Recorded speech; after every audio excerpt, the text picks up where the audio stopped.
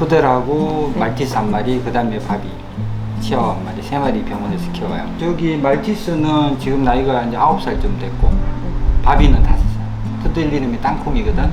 쟤는 18살이에요. 귀가 잘 안 들리고, 눈도 잘 안 보이고 이러지만은, 뭐 건강 상태는 양호한 편이고, 한 20년은 살 것 같아요. 바비 엄마가 우리 손님 강아지였는데, 집에서 도저히 못 키우겠다고 병원에다가 거의 버리다시피 한 강아지예요.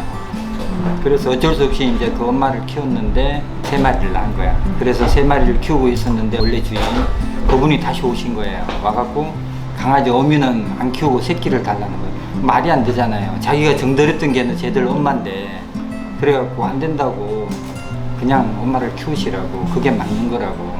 결국은 그분은 그냥 자기 엄마 강아지 데려가고 쟤들은 병원에 남은 거죠, 셋은. 그 중에 하나가 이제 밥인 거고. 아유, 잘 먹네. 자, 오늘 배부르게 먹자. 자.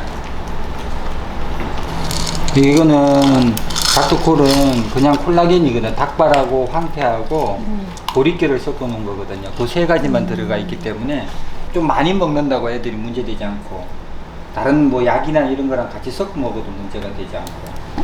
판으로 돼 있어요. 얘들은 이제 씹어 먹는 걸 일단 즐기니까, 고양이들은 이제 가루로 해서 다른 데 섞어 줄 수 있게 하고. 우리 애들은 굉장히 잘 먹는데, 어떤 애들은 또 잘 안 먹는 애들 많아요. 간식 많이 먹은 애들 있잖아. 조미료에 길들여져 있어갖고, 그런 경우에는 처음엔 어쩔 수 없이 이제 잘 먹는데 섞어서 조금씩 먹이다가 점차 입맛을 바꿔가는 게 제일 중요해요. 원장님 본인 소개 부탁드립니다. 저는 대전에서 쌤아저씨 동물병원을 하고 있는 김병우라고 합니다. 동물병원 한 지는 이제 30년 다 돼가네요. 원래 병원 이름이 현대종합동물병원이었어요. 근데 이제 주변의 사람들이 너무 이제 이름이 올드하다, 이런 평들이 있어갖고, 요번에 닥터콜 개발하고 이제 런칭하면서 좀 현대식으로 바꾸자 해서 쌤아저씨라는 이름으로 바꿨어요. 원래 제 영어 이름이 쌤이었거든. 수의사로서 오랜 경험을 가지고 계시잖아요. 평소 지론이나 어떤 철학 뭐 이런 게 있으실지. 우리가 하는 일이 고통받는 아이들을 돌봐주는 일이잖아요. 그래서 그 임무에 충실하겠다라는 생각을 갖고 있었고, 그 다음에 그래서 오는 강아지나 고양이들 진료할 때 얘가 내 강아지, 내가 키우는 강아지다, 내가 키우는 고양이다 라고 생각을 하고 진료를 하고 있어요. 그 다음에 두 번째는 이게 강아지나 이게 반려동물을 키우는 사람들한테 좀 더 도움이 돼야 되겠다는 생각, 그런 생각들을 갖고 병원을 계속 운영하고 있죠. 동물보호소나 쉼터에 대해 무료 진료나 아니면 이제 후원도 많이 하신다고 들었어요. 후원을 많이 하진 않고요. 저희들이 이제 어느 정도 좀 능력이 되는 한 조금씩 하고 있는데, 이 쉼터들이 제일 큰 문제가 애들이 아프면은 그 치료받는 게 문제잖아요. 치료를 받아야 되는데 동물병원에 가면은 그 치료비가 또 만만찮게 나오고, 질병이 생기지 않게 예방하는 게 더 중요할 거라고 생각되어져서 저희들이 그 취급하고 있는 제품 중에 하나가 소독약이 있어요. 소독약을 좀 많이 후원을 하고 있고, 소독을 잘 함으로 해서 환경이 좋아질 거고, 그렇게 해서 질병을 예방하는 자원, 그리고 닥터콜도 이제 후원되는 게 일단 애들 면역력을 높여서 질병에 좀 강하게 버텨서 아프지 말라고, 그렇게 해서 뭐 아뜰리빌 도움도 좀 받고, 저희 닥터콜 쌤아저씨 자체에서도 해서 약간의 후원을, 많이는 아니고, 그리고 뭐 휠 같은 것도 올 초에 한 6개 정도 쉼터에다 후원을 했었고. 30년 동안의 이런 다양한 노하우를 바탕으로 닥터콜 제품을 이제 개발하셨던 건가요? 네, 강아지들 같은 경우는 아토피가 제일 문제예요. 어떻게 부러지고 이런 거는 수술하면 회복될 수 있잖아요.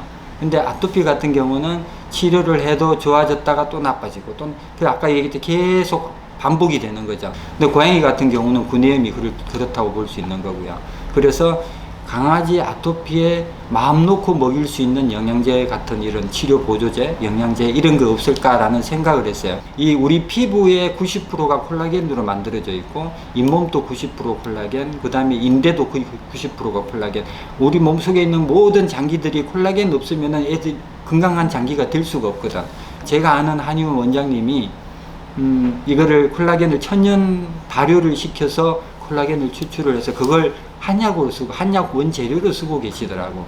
그분이랑 연락을 해서 이걸 우리 반려동물한테 한번 적용을 해보자. 이 정도면 가수분해가 되어 있기 때문에 아토피가 있는 아이들도 먹일 수가 있거든. 거의 만드는데 한 2년 넘게 걸린 것 같아요. 아무것도 보존제가 아니면 화학물질이 안 들어갔음에도 불구하고 대체로 뭐 한 70-80%는 잘 먹는다는 평을 받고 있어요. 전문가로서 보시기에 이제 이런 구내염 고양이 가장 중요한 거는 면역력을 높이는. 그렇죠. 면역력이 가장 중요한 거고, 구내염 같은 경우에는 잇몸이나 입 속에 어떤 염증이 생기는 거잖아요. 길고양이들이나 아니면 쉼터에 있는 애들이 구내염이 많이 걸리는 거거든.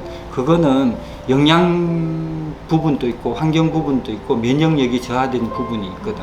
근데 대부분의 이제 분들은 치주염에 인한 구내염으로 보고, 이제 구내염이 생기면은 발치를 하려고 그러잖아요. 발치가 사실은 답이 아닌 것 같거든, 내가 보기에는. 그래서 저는 발치하는 거에 대해서 무조건 많이 반대하는 편이고, 발치보다는 차라리 스킬링을 해서 치주염을 컨트롤하고 그 다음에 면역력을 높여서 애를 건강하게 만들어주면은 구내염이 저절로 호전될 거라고 생각되어져요. 그래서 지난번에 대구에 있는 고양이들 좀 후원해 달라 해서 이제 스케일링을 무료로 해드렸고, 닥터콜도 지원을 해서 이제 그 구내염을 좀 좋게 만들었어. 그래서 쉼터에 있던 고양이가 호전이 되면서 다른 데 또 분양도 가고 그렇게 했거든요.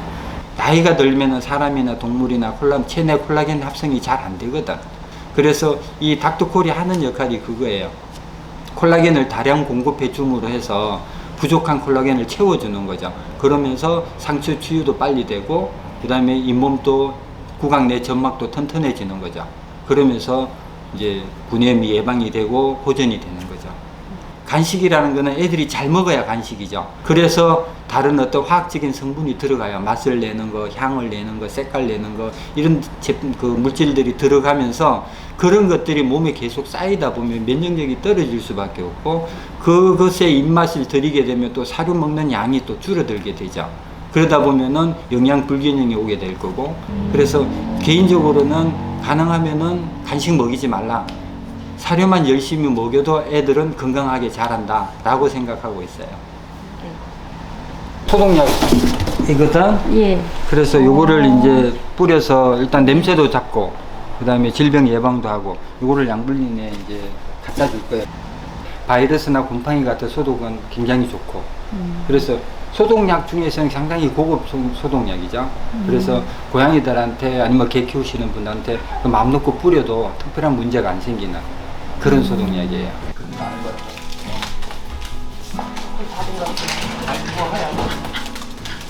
이거 뭐 질병 예방되고, 네네. 냄새라든가 뭐 공기도 좀 좋아질 테니까. 네. 그래서 한번 갖고 와봤어요. 감사합니다.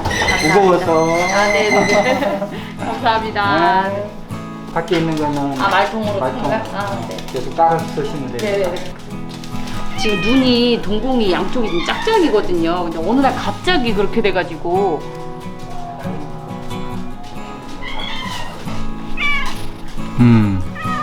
이거는 신경이 좀 안 좋아져서 그래. 시신경이요? 신경이 좀 문제가 생겨.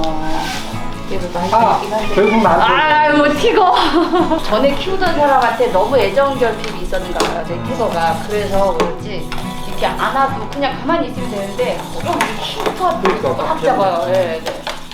그게 좀 있더라고요. 얘는 어떻게 하는 걸 좋아할까? 어느 날부터 갑자기 뛰어오르더니 저러고 있더라고요.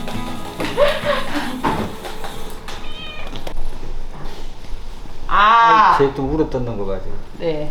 빨리 만져달라는 거야, 지금. 네네. 좋으면, 기분 좋으면 물고. 그 낭블리랑은 어떻게 아시게 되셨어요? 처음에 우리가 닥터콜 개발 당시에 이제 테스트를 해야 되죠. 고양이 제품 만들 때. 네. 근데 마땅히 뭐 손님들한테, 병원 손님들한테 테스트 해달라고 하기도 좀 그렇고 해서 이제 양블리니한테 많이 부탁을 했었죠. 그래서 애들 기호성 테스트도 하고 효과 테스트도 하고. 그때가 언제? 20년도 말쯤 될 거야. 네네. 그때 저희 아이들 먹였을 때 많이 아이들이 좋아져서 저희 이제 하늘이라고 결국은 이제 신부전으로 떠난 아이가 있는데 그 아이가 먹고 얘가 약을 먹여도 침을 고름처럼 막 흘리는 애거든요. 근데 한 일주일을 먹었는데 침이 정말 딱 끊어진 거예요. 그래서 너무 놀래가지고 그래서 도대체 이거 뭐냐고 그래서 제가 이거 너무 효과 좋은 거 아니냐고 그렇게 말씀을 드렸었죠.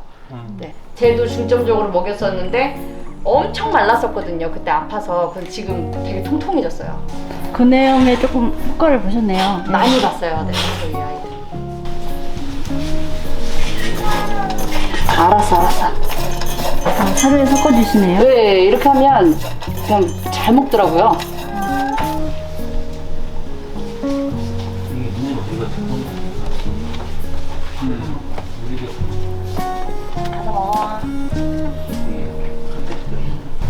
이렇게 봐. 아니야. 또 예전처럼 잘 먹어야 되는데. 너무 오랜만에 먹지. 저희 몇번 하더니 먹네. 닥터코일 제품은 판매를 유기묘 쉼터나 유기견 쉼터 이쪽에 맡기시는 이유가 있으세요? 고양이용 닥터콜 같은 경우에는 구내염 쪽으로 효과가 많다 보니까 길고양이나 쉼터에 있는 아이들이 구내염이 많은데 그 아이들한테 어떻게 하면 이제 빨리 접근할 수 있을까라고 생각하다 보니까 쉼터를 생각하게 됐고, 쉼터 분들이 경제적으로 사실 굉장히 좀 힘들잖아요. 그분들이 팔면 팔수록 그분들한테 수익이 나니까 그렇게 되면 쉼터 운영에도 도움될 것 같아서, 또 저희 입장에서도 시장에 가장 빠르게 접근하는 방법 중에 하나였어요. 그래서 서로 윈윈 하자는 생각에서 쉼터 쪽으로 주로 이제 판매처를 드렸고, 지금 고양이 제품 같은 경우는 뭐 거의 100% 쉼터를 통해서 나가고 있어요. 이 영상을 보시는 시청자분들에게 혹시 하고 싶은 말씀이 있으시면? 반려동물이라는 거는 가족이라는 개념이잖아요. 요즘은 반려동물 10년, 20년 살잖아요. 얘를 어떻게 키워야 잘 키우는 건지, 그 다음에 어떻게 해줘야지 얘가 편안해 하는 건지, 그 다음에 어떻게 해야지 끝까지 얘 평생을 내가 책임져 질 수 있는지, 그런 것들을 미리 한번 생각을 해보고 강아지를, 고양이를 키웠으면 좋을 것 같고, 아프면은 초기에 가서 적은 돈 들이고 빨리 애들 고통 덜 받게 그렇게 하는 게 좋지 않을까, 그런 생각이네요.